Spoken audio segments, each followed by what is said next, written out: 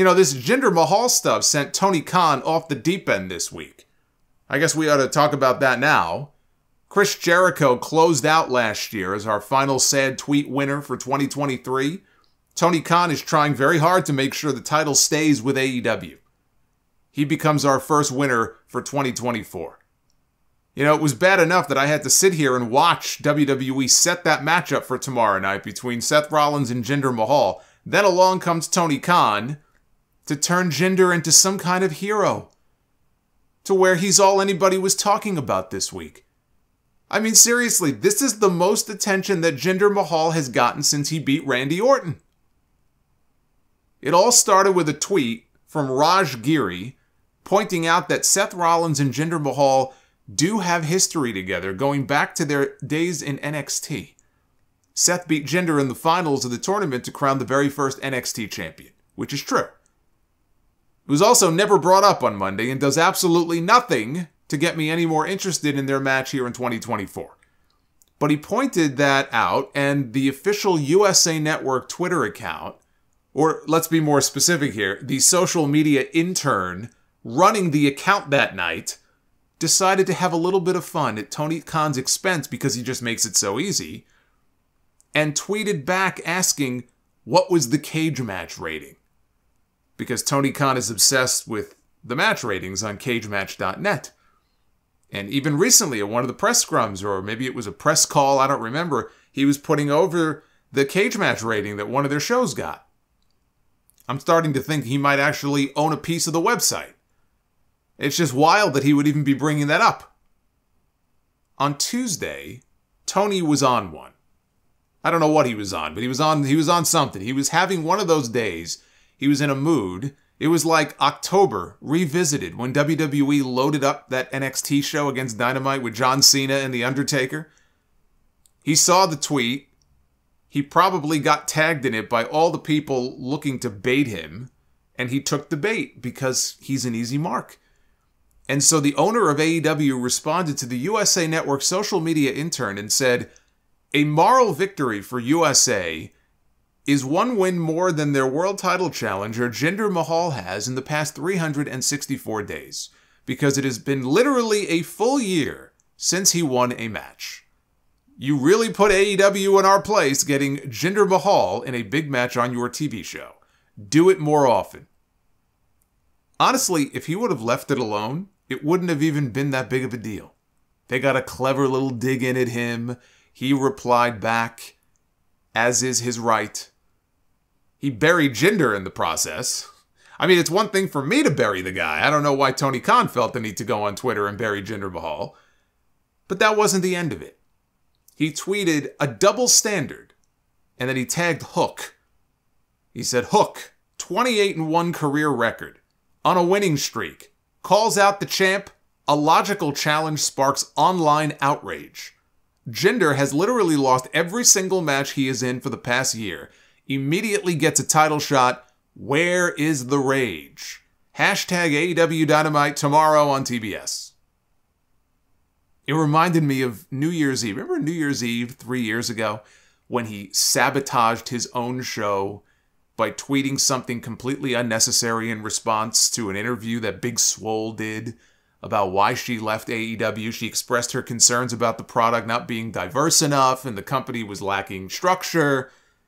Tony was offended by this, and it led to him tweeting about all the black talents who won a match that month on TV. He just rattled off a whole bunch of names.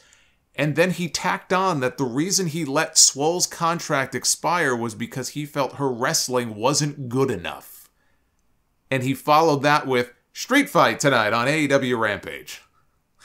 Well, nobody gave a damn about the women's street fight on Rampage that night because Tony got his name trending, and that's all anybody was talking about. I remember that because it completely blew up my New Year's Eve stream and whatever the hell it was I had planned on doing. I think I was doing a watch-along for Rampage. And then we were going to talk about some other stuff, and now I was stuck talking about Tony Khan and his tweets. Because that's all anybody wanted to hear me talk about. But that's what he said to Big Swole before the ball dropped that night. Happy New Year! But he did manage to get a Rampage plug in there at the end. Well, he did the same thing here for Dynamite. In October, He called Triple H and Shawn Michaels a couple of bald assholes.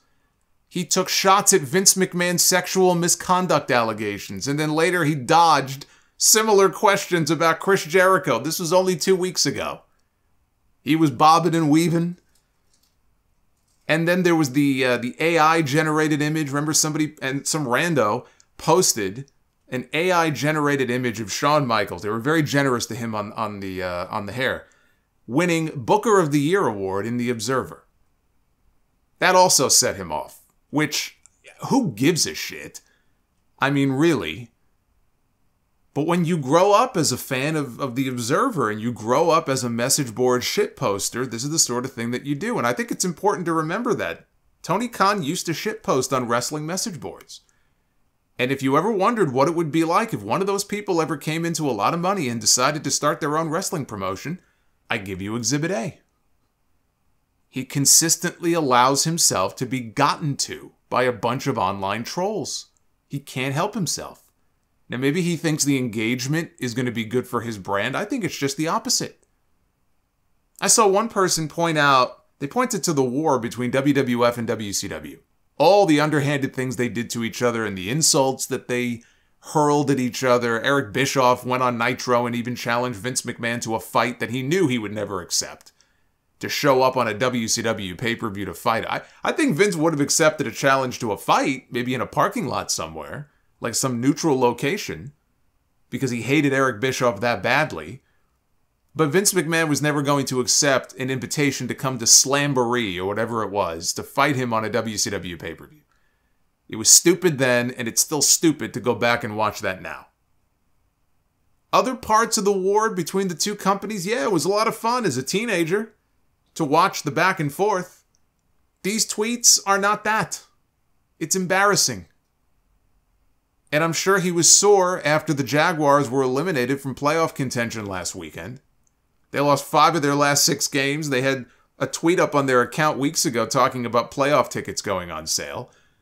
That's got to sting, right? That was the weekend right before this happened. I'm sure that already had him in a bad mood. But he points out Hook's win-loss record and him getting an AEW title shot and how it sparks outrage online. What outrage? What outrage is he talking about? I didn't see any outrage. I didn't see much of anything online about Hook and his promo challenging Samoa Joe, because it was a 60-second segment on a show that did 400,000 viewers against the NFL, which is actually not terrible for them considering the competition that night. People weren't talking about it because they probably didn't see it. I'm sure he saw some of the hate because he constantly gets tagged at all this stuff, so maybe in his mind there was this mass outrage over Hook challenging Samoa Joe to an AEW title match. For everybody else, I didn't see all of this supposed rage. But it gets even more bizarre because he says Jinder Mahal loses every single match he's been in for the past year. He gets a world title match. Where's the outrage? Where's the outrage? Did his internet go out on Monday night? Is that why he didn't tweet until the next day? That's all I saw was outrage. Outrage and laughter at the decision to book Jinder Mahal in a title match against Seth Rollins. It's like he's describing the inverse of what actually happened. He's not wrong when he points out that Jinder getting a title shot is ridiculous. I talked about this on Monday night. Here's a guy who hasn't even been on TV, right? Up until 2 weeks ago. He's not wrong, but all he has done is give WWE free promotion for their show tomorrow night. Tony Khan has done a better job of promoting Seth Rollins against Jinder Mahal on Raw than he did most of the matches on Dynamite last week. Jinder, for his part, he got in on the fun. He tweeted, "Who the fuck is Hook?" And then, he pulled a Tony Khan and told everybody to watch Raw this Monday at 8/7 Central on USA. And then he later deleted the tweet, or he was told, probably, to delete the tweet. I said he buried Jinder before, but I take that back. Tony Khan has done more to push Jinder Mahal in 1 week than WWE has in 7 years. So then Eric Bischoff had to get in on the conversation. Eric Bischoff reacted to Tony's message with a clown emoji. I thought he was tweeting a self-portrait. Tony replied to him with a Joan Collins meme, I think from the show Dynasty. And the caption, "Get out of my sight, you miserable has-been." And then back and forth they went. I mean, my God, Dynasty. There's a blast from the past. That brings me back to the days at my grandmother's house. That's all she would watch for those shows. Dynasty. What were the other ones? Knots Landing was another one. Dallas. Dallas was the one with the Who Shot JR story, I believe, right? There's a good storyline for Tony Khan to borrow. Who shot JR? Then we find out he's not really dead. He was saved by a little bottle of barbecue sauce he keeps tucked away in his shirt pocket. That would still be more interesting than any of this stuff.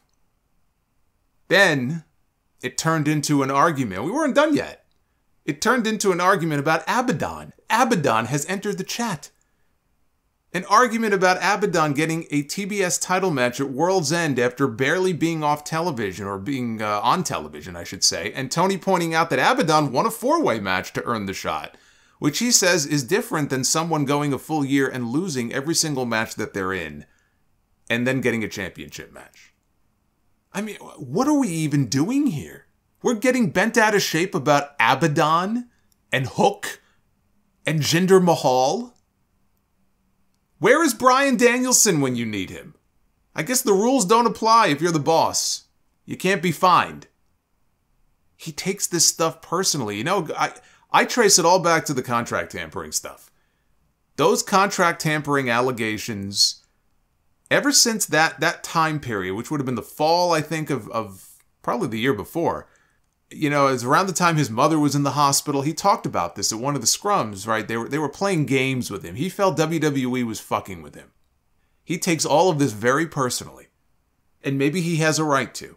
I'd be pissed off about that too. We know WWE likes to play dirty.